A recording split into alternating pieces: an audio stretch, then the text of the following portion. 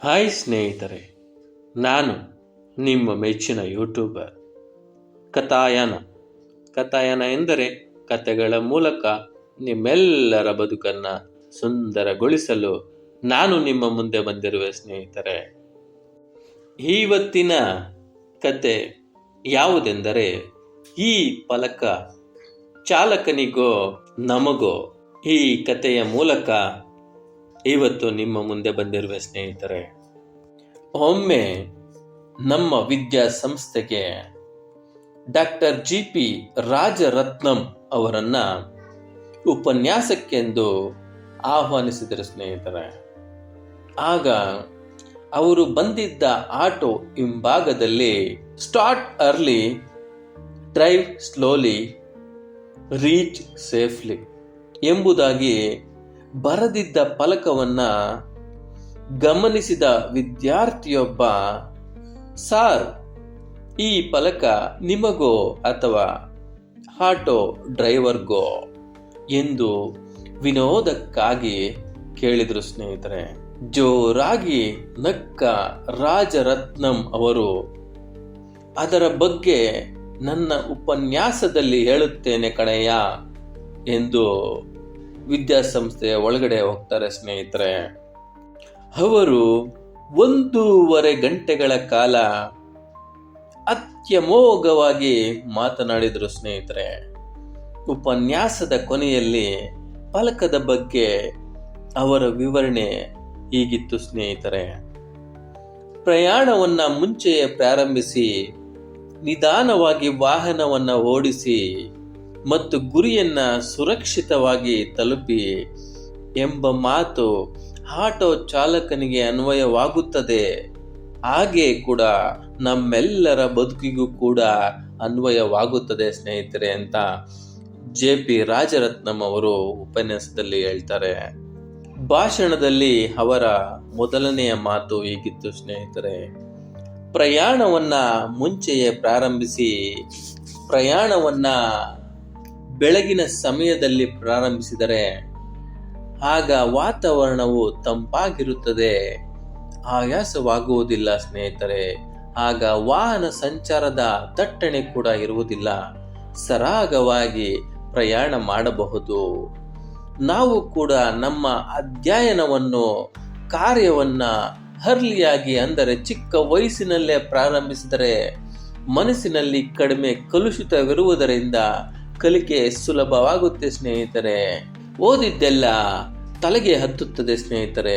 ಚಿಕ್ಕ ವಯಸ್ಸಿನವರಿಗೆ ಶಕ್ತಿಯ ಮಟ್ಟ ಹೆಚ್ಚಿರುತ್ತದೆ, ಬೇಗ ಬಳಲುವುದಿಲ್ಲ, ಕೆಲಸ ಭಾರವೆನಿಸುವುದಿಲ್ಲ, ನಡೆಯುವಾಗ ಆಕಸ್ಮಿಕವಾಗಿ ಎಡವಿದರೂ ಮತ್ತೆ ಎದ್ದು ಹೊರಡಲು ಬೇಕಾದಷ್ಟು ಸಮಯವಿರುತ್ತದೆ ಸ್ನೇಹಿತರೆ. ಅದೇ ತಡವಾಗಿ ಪ್ರಾರಂಭಿಸಿದರೆ ಏಜ್ ಬಾರ್ ಅಂದರೆ ವಯೋಮಿತಿ ಮೀರುವ ಅಪಾಯವಿರುತ್ತದೆ. ಗಿಡವಾಗಿದ್ದಾಗ ಬಗ್ಗುವುದು ಸುಲಭ ಸ್ನೇಹಿತರೆ, ಮರವಾಗಿ ಬಗ್ಗುವುದು ಅಸಾಧ್ಯ. ಅಂದರೆ ತಪ್ಪುಗಳಾದರೆ ತಿದ್ದಿಕೊಳ್ಳುವುದು ಈ ಹಂತದಲ್ಲಿ ಸುಲಭ ಸ್ನೇಹಿತರೆ. ಆದುದರಿಂದ ಪ್ರಯಾಣವನ್ನ ಮುಂಚೆಯೇ ಪ್ರಾರಂಭಿಸುವುದು ಒಳ್ಳೆಯದು ಅಂತ ನಮ್ಮ ರಾಜರತ್ನಂ ಅವರು ಉಪನ್ಯಾಸದಲ್ಲಿ ಹೇಳ್ತಾರೆ ಸ್ನೇಹಿತರೆ. ಜಿ.ಪಿ. ರಾಜರತ್ನಂ ಅವರ ಎರಡನೇ ಮಾತು ಸ್ನೇಹಿತರೆ, ನಿಧಾನವಾಗಿ ಓಡಿಸಿ. ನಿಧಾನವಾಗಿ ಓಡಿಸುವುದರಿಂದ ಮಾನಸಿಕ ಒತ್ತಡಗಳಿರುವುದಿಲ್ಲ, ಅಪಘಾತಗಳು ಆಗುವ ಅಪಾಯ ಕಡಿಮೆ. ಎದುರು ಬದುರು ಬರುವ ವಾಹನಗಳೆಲ್ಲ ಅವಸರದಲ್ಲೇ ಇದ್ದರೆ ಯಾರಿಗೆ ಯಾರು ಡಿಕ್ಕಿ ಹೊಡೆಯುತ್ತಾರೋ ಯಾರಿಗೆ ಗೊತ್ತು ಸ್ನೇಹಿತರೆ. ಮದುವೆಗೆಂದು ಹೊರಟವರು ಮಸಣ ಸೇರಿದ ಉದಾಹರಣೆಗಳು ಎಷ್ಟಿಲ್ಲ ಸ್ನೇಹಿತರೆ. ವೇಗವಾಗಿ ವಾಹನ ಚಲಾಯಿಸುವವರು ರಸ್ತೆಯ ನಿಯಮಗಳನ್ನು ಹೇಗೆ ಪಾಲಿಸ್ತಾರೆ ಸ್ನೇಹಿತರೆ. ಸುತ್ತ ಇರುವ ಪ್ರಕೃತಿಯ ಸೌಂದರ್ಯವನ್ನ ಸವಿಯಲಾರರು ಸ್ನೇಹಿತರೆ. ಹಾಗೆಯೇ ಬದುಕಿನಲ್ಲೂ ಸಾವಧಾನವಾಗಿ ಚಲಿಸುವುದರಿಂದ ಮಾನಸಿಕ ಒತ್ತಡಗಳಿರುವುದಿಲ್ಲ. ಆಧುನಿಕ ಬದುಕಿನ ಅನೇಕ ಕಾಯಿಲೆಗಳಿಗೆ ಮಾನಸಿಕ ಒತ್ತಡವೇ ಕಾರಣವೆಂದು ಹಲವಾರು ವೈದ್ಯರುಗಳು ಹೇಳ್ತಾರೆ ಸ್ನೇಹಿತರೆ.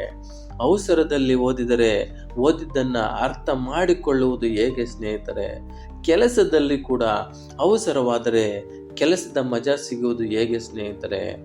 ಊಟದಲ್ಲಿ ಅವಸರವಾಗಿ ಊಟ ಮಾಡಿದರೆ ಸ್ನೇಹಿತರೆ ಆ ವಸ್ತುವಿನ ರುಚಿಯನ್ನು ಸವಿಯುವುದು ಹೇಗೆ ಸ್ನೇಹಿತರೆ? GP ರಾಜರತ್ನಂ ಅವರ 3ನೇ ಮಾತು ಸ್ನೇಹಿತರೆ.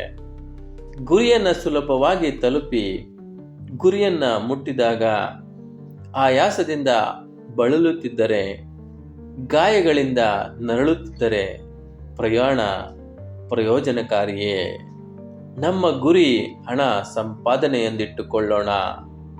ಕಷ್ಟಪಟ್ಟು ಹಣ ಸಂಪಾದಿಸುತ್ತೇವೆ, ಆದರೆ ಆ ಹಣವನ್ನು ಬಳಸಿ ಜೀವನವನ್ನು ಸವಿಯುವ ಅವಕಾಶವಿಲ್ಲದಿದ್ದರೆ ಸಂಪಾದನೆಯ ಫಲವೇನು ಸ್ನೇಹಿತರೆ? ಆರೋಗ್ಯದ ಬಗ್ಗೆ ಲೆಕ್ಕಿಸದೆ ದುಡಿಮೆಯ ಫಲಕ್ಕಾಗಿ ಆರೋಗ್ಯವೇ ಇಲ್ಲದಿದ್ದರೆ ಏನು ಪ್ರಯೋಜನ? ಈಗ ಹೇಳಿ ಸ್ನೇಹಿತರೆ. ಈ ಫಲಕ ಕೇವಲ ವಾಹನ ಚಾಲಕರಿಗೋ ಅಥವಾ ಬದುಕುತ್ತಿರುವ ನಮಗೋ ಸ್ನೇಹಿತರೆ? ಏನಂತೀರಾ? Start early, drive slowly, reach safely. ಇದನ್ನು ನಮ್ಮ ಜೀವನದಲ್ಲಿ ಅಳವಡಿಸಿಕೊಳ್ಳೋಣ ಸ್ನೇಹಿತರೆ. ಪ್ರಯಾಣವನ್ನು ಮುಂಚೆಯೇ ಪ್ರಾರಂಭಿಸೋಣ. ಬದುಕಿನಲ್ಲಿ ಸಾವಧಾನವಾಗಿ ಚಲಿಸುವುದರಿಂದ ಮಾನಸಿಕ ಒತ್ತಡಗಳಿರುವುದಿಲ್ಲ ಸ್ನೇಹಿತರೆ. ಮಾನಸಿಕ ಒತ್ತಡಗಳು ಇಲ್ಲದೇ ಇದ್ದಾಗ ನಾವು ಗುರಿಯನ್ನು ಸರಾಗವಾಗಿ ಸುರಕ್ಷಿತವಾಗಿ ನಾವು ತಲುಪಬಹುದು ಸ್ನೇಹಿತರೆ. ಆರೋಗ್ಯವಾದ ಜೀವನವನ್ನು ನಡೆಸೋಣ ಅಲ್ವಾ ಸ್ನೇಹಿತರೆ? ಏನಂತೀರಾ? ಈ ಕಥೆಯನ್ನು ಹೇಳುವ ಮೂಲಕ ನಿಮ್ಮೆಲ್ಲರ ಬದುಕು ಸುಂದರವಾಗಿರಲಿ ಎಂದು ಹಾರೈಸುತ್ತಾ ನಾಳೆ ಮತ್ತೆ ಇನ್ನೊಂದು ಕಥೆಯ ಮೂಲಕ ನಿಮ್ಮ ಮುಂದೆ ಬರುತ್ತೇನೆ ಸ್ನೇಹಿತರೆ. ಜೈ ಹಿಂದ್, ಜೈ ಕರ್ನಾಟಕ ಮಾತೆ. ಎಲ್ಲರಿಗೂ ಶುಭವಾಗಲಿ. ಲೈಕ್, ಶೇರ್, ಸಬ್ಸ್ಕ್ರೈಬ್ ಟು ಕಥಾಯನ 2025 ನೈಜ ಕತೆ ಯೂಟ್ಯೂಬ್ ಚಾನಲ್. Thank you.